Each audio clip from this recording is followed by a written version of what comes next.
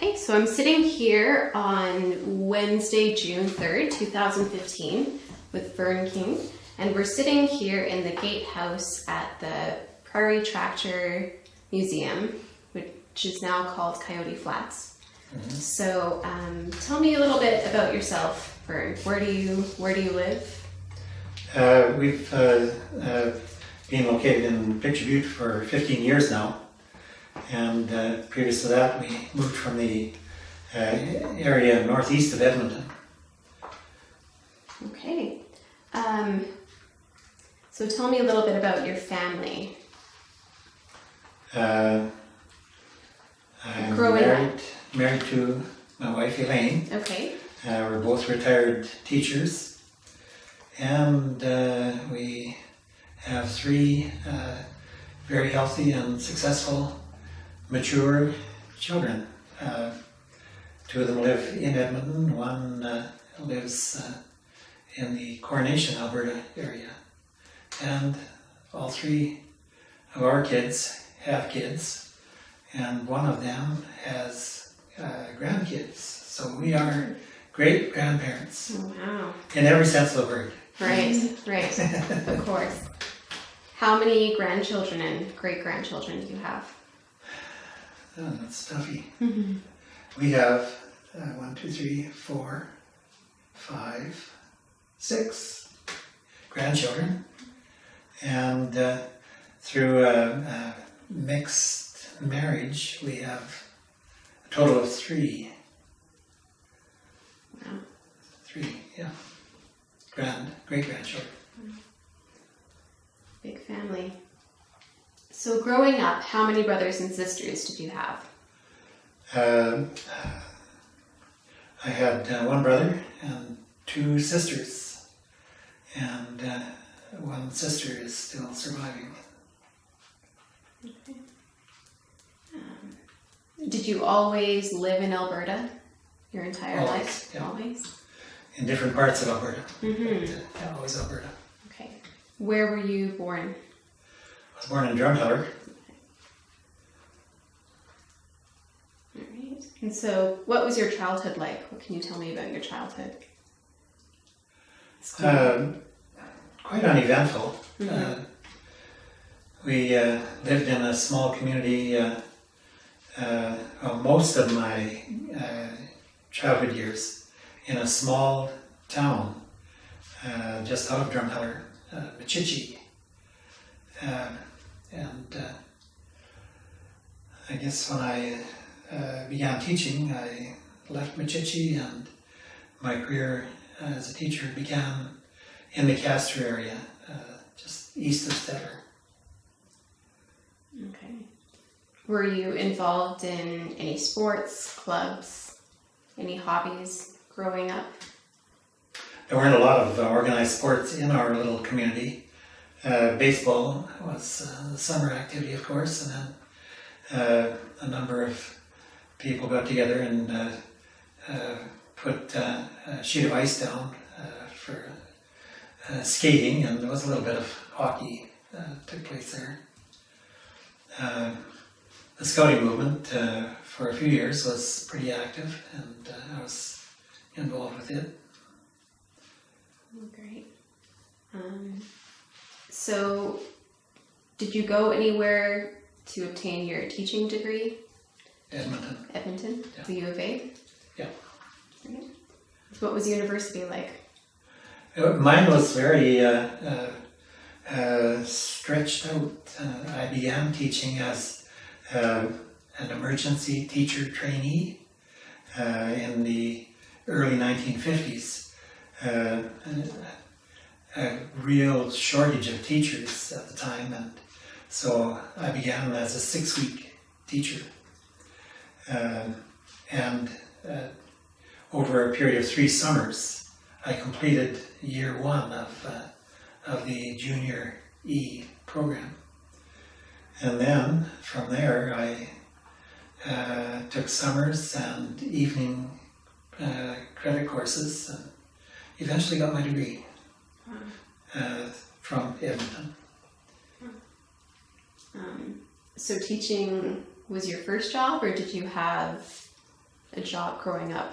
I worked part-time on a farm with my uncle, and then the first year I was out of school, I worked on another, it was a mixed operation, mixed farming, strip coal mining, and trucking, and a little bit of everything. Mm-hmm. And then I got into teaching. That's great. And my first school was in the Castor area, and it was Sullivan Lake School. It was a little one-room school, and my students ranged from grade 1 through grade 8. There were 12 of them. 1 in grade 1, 1 in grade 2, 2 in grade 4, 4 in grade 6, 2 in grade 7, and 2 in grade 8. I think that total was 12. If it doesn't, then I'm That's okay. then I shouldn't have been a math teacher. So when did you meet Elaine? How did you meet? My second year of teaching, Elaine was a student, a high school student, and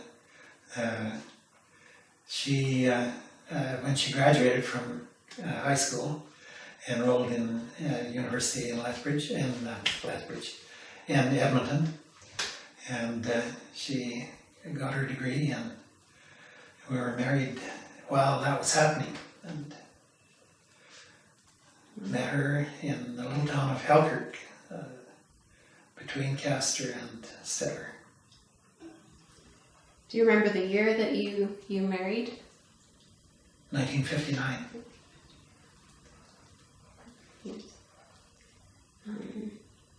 That's great. So, what was the year that you moved to Picture Butte? 1999. Yeah, 15 years, going on 16 years. And so how did you first hear about the Tractor Club, and how did you get involved? I guess it was just being a resident in the community.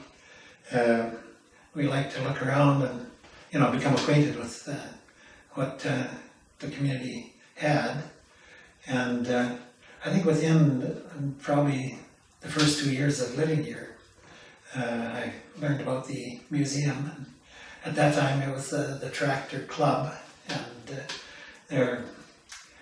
since then it's become a much more diversified thing than it was when I first became acquainted with it. But when I started spending time down here, I helped a gentleman named Leonard Dunn do restorations of tractors in the shop, and pretty good fun, quite enjoyable. And the tractors we repaired are all in running order still. Wow. So what do you remember about first coming here and volunteering at the Tractor Club? Like, what was your initial impression of the site? I guess I was very impressed with what was here even then. Virtually everything that's here has been donated by residents within the immediate community, but as well as other areas outside, as far away as New Dayton, south of Lethbridge, and well, of course, the little post office, the Burdett post office east of here. All of these things have been donated, equipment and buildings. 3 buildings on the site were built here. The Kleeman Hall, the big hall, the workshop, and the fire hall. And the shop and the Kleeman Hall, well, the shop was made possible through grant money that the Ag Society, as I understand it, was able to get. And then the Freeman Hall was part of an estate. We were willed the funds to put up the hall as long as it was going to be a museum type facility. And the third building, the fire hall, was put up by the Volunteer Firemen's Association. They did fundraising drives. And it's, you look around and so much of it is just volunteer involvement. And it's, I guess I'm proud of the fact that, that made it all possible. It's just a passion project for everyone in the community, it seems like. Right, yeah. Mm-hmm. And we're still probably Southern Alberta's best kept secret. We do advertising, and we're involved with, the Chinook Country Tourist Association, and we have advertising as often as we, have a special activity going on. But still, there are people living right in Picture View that have no idea what's out here. And someday that, of course, will improve, we think. Mm-hmm. Yeah, absolutely. So what do you feel are the site's best accomplishments? Well, I guess the fact that we've been able to preserve the local history with the things that have been donated and left in our care. To me, that's a pretty big thing. Mm-hmm. And so what can you tell me about the transportation process? So once a donation is made, how does the artifact come to the site? Yeah. Usually the person making the donation brings it in, and then we have a committee that reviews, what it is, whether it's a valuable item in terms of, representing history, and if we feel it is something we should have and don't have, then we accept it as a gift, and we get signatures and saying, this is now ours. And then we have volunteers, a volunteer group of people that do the cataloging, the accessioning, and then deciding what the display is going to look like if it gets put to use in a display. Great. So what do you think could be done better or differently on site?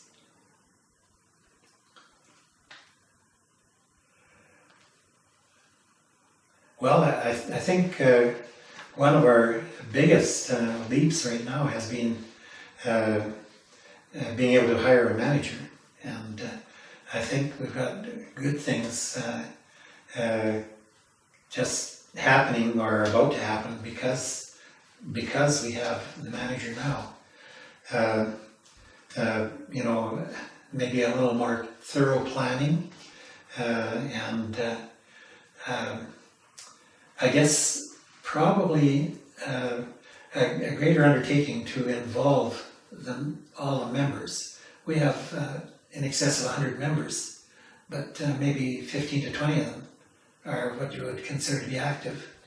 So I think our manager is, that's one of his undertakings, to get us, more involved as a total group.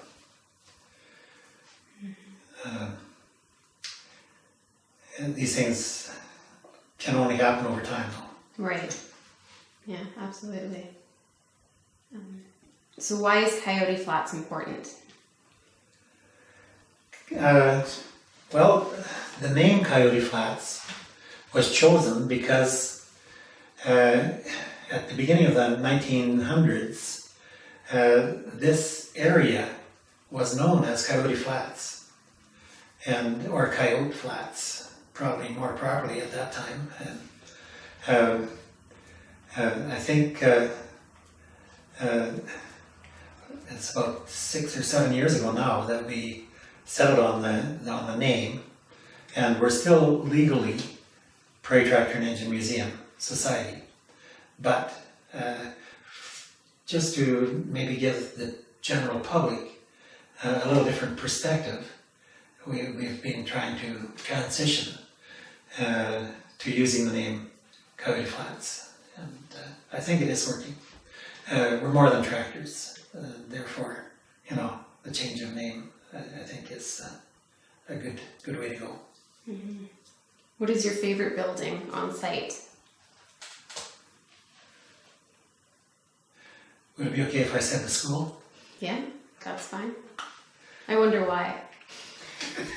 Yeah, good question. Mm-hmm. Yeah, we can all guess why. Mm-hmm. Yeah, I think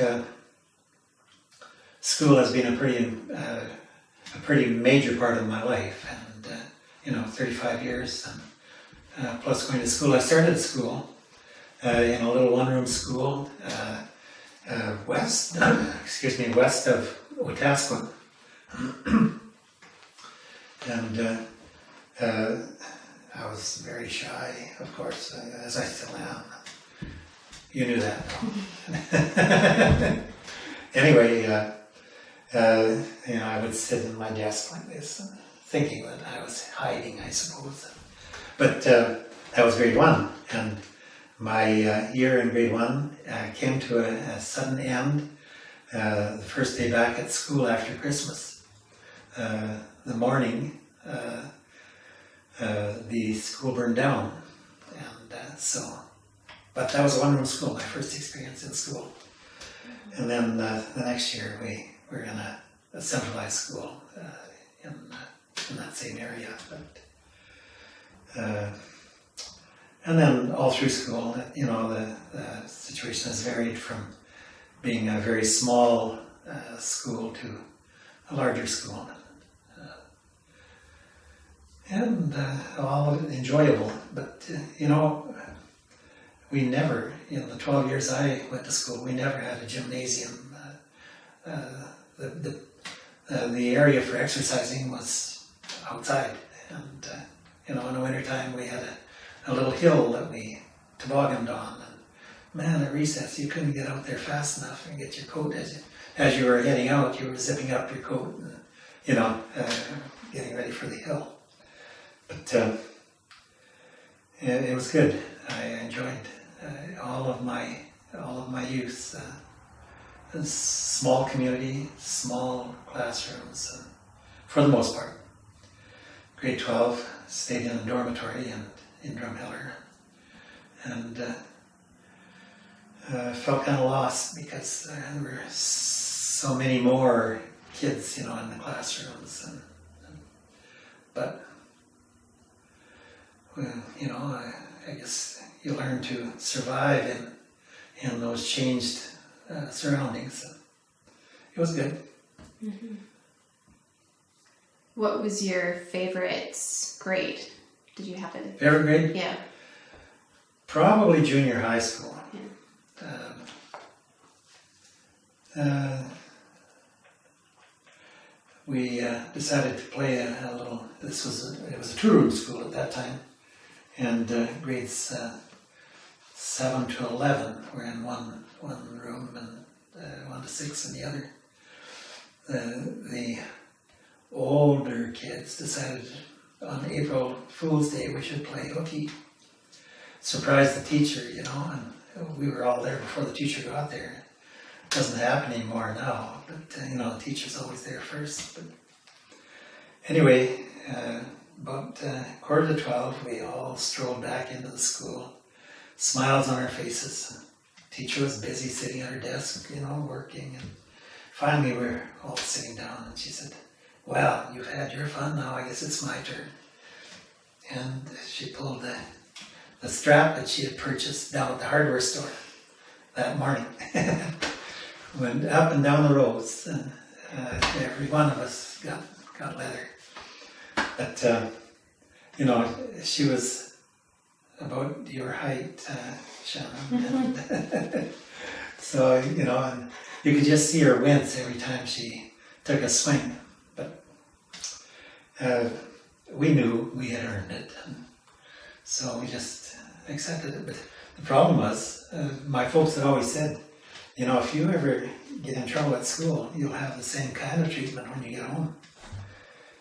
So we were pretty quiet when we got home for lunch, but we survived. They kind of pretended that they didn't know anything about it, you know, asking us, well, how was your morning? And, well, we were pretty non-committal about it. But, you know, I enjoyed it. Junior high was a good time. So once you became a teacher, how did teaching change? Obviously, there was a change, I would think, from when you were in junior high. Yes. I guess, actually, the first year I taught in the one-room setting with 12 students and all of them living within, you know, 5 or 6 miles of the school. These little people walked or rode a horse, or if they were lucky, Dad or Mom might be going to town to do something. They would drop the kiddies off. But, that first year, I was never without a welcome to, you know, have supper with somebody, one of the family. And so it was just one big family in a little school. And the next year, the second year I taught, I was in a centralized school, and I had junior high, grade 7 and 8. And the kids were, you know, I think kids have a bad name today, but when I retired from teaching, things I think were different, and they have changed in that intervening time. The stories I hear make me feel that I was fortunate to have taught when I did. But I guess I think there are still kids today that are pretty genuinely good, and it's just that there are a few that seem to think that what they see on television is what life is about. And I shouldn't single out television, because there are more influences than that that might affect their behaviors. But how's it different? I'm not sure. It's such a, 35 years is quite a length of time, and any change that might have happened in that time happened gradually.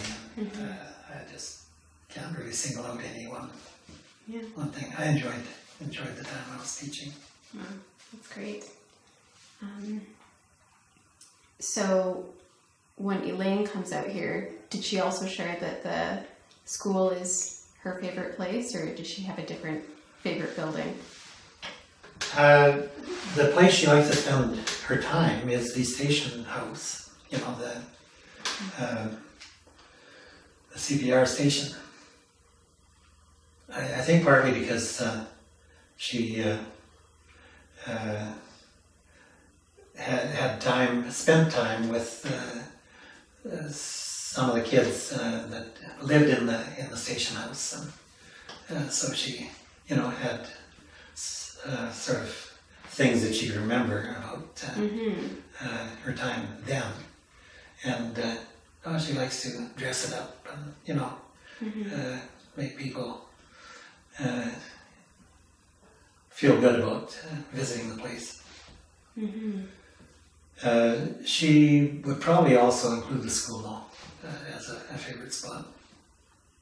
We have the school program going on in June, the month of June basically, and we have just now the last couple of years we've had four instructors, for the most part retired teachers, and Elaine takes her turn every fourth visit, Elaine is involved in. So, and she really enjoys being, involved with that program. We do. We think it's one of the best things that happens around here. So how many students do you get in a year that come to Coyote Flats? In that program, in the school program, this year we have 16 classroom visits with approximately in excess of 600 students, 650 about.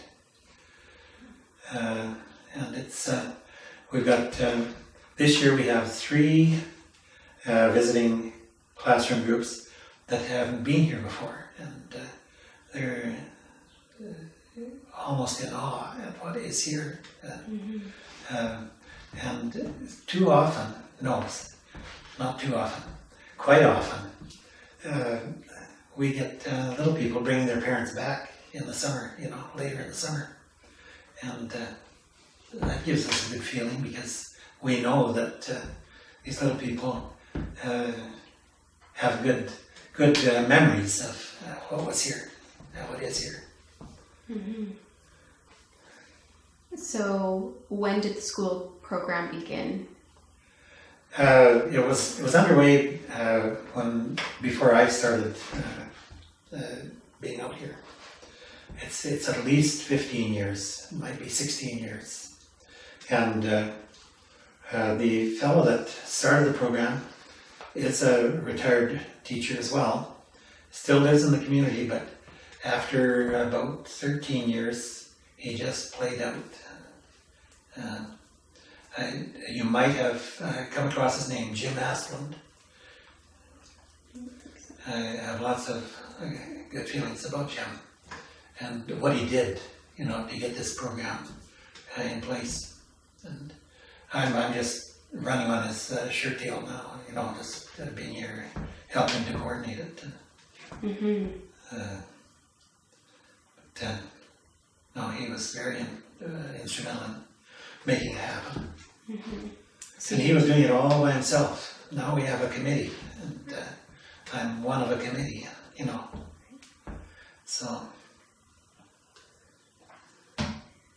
So how have you seen the site grow? And what has changed drastically since you've been at the Prairie Tractor Museum? I think the way that tours are managed now would be a major difference. Used to be, we didn't have anybody assigned to do the touring, formally. And finally somebody might come to the shop and say, would it be possible to get a tour? So if we weren't, too wrapped up in what we were doing in the shop, we would walk around with them. Today, if we don't have somebody out here waiting to receive a visitor or a group of visitors, then they're close by and, ready to show people around. That's great. So what do you think should be the focus for future plans on the site? I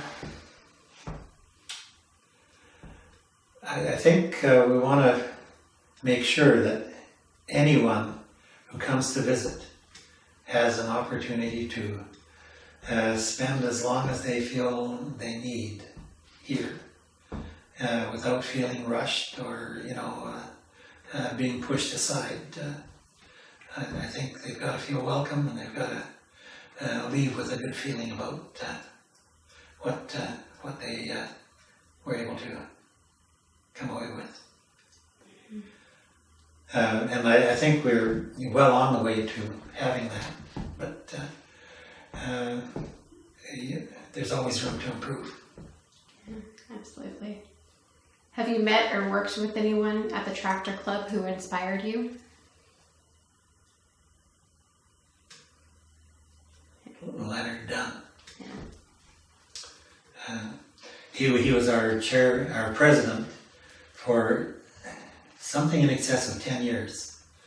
And at the same time, though, he was involved as the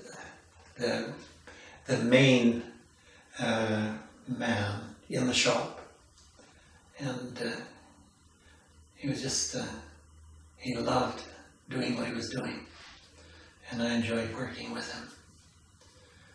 Just probably because he loved doing what he was doing. My dad was a mechanic during his working years, and had his own shop. Of course, I grew up and then spending a lot of time around cars and trucks and tractors and repair work. And so it was almost like old home week for me while I was helping Leonard. Great. So I know a lot of people have mentioned that they really want to try to get the youth of Picture Butte, so younger people, to come out to the site. How do you think Coyote Flats would be able to Attract them? Yeah, attract them. Actually, I think the oral history program has done just about as much as any organization or any activity has done. We've involved a number of high school students, and they're keen to be out here, enthusiastic, doing what they're doing out here, and I think the principal and a number of the staff that have been involved are pretty taken with the place too, just because of the oral history program. I think anytime you can set up give them a reason for coming out. We have 4-H now too that have their meetings here during their meeting season, and they come out here, and we don't charge them anything for the use of the building, and in return they're out here doing their 4-H service work, and it's again, it's making a connection, and I think it's activities like that might be what we need more of. That's great. Well, those were kind of the main questions that I had. Did you have any questions or things that you wanted to address about the site that I haven't covered? No, I think, Shannon, you've covered the things I feel are, to my way of thinking, are important to this place. Okay, great.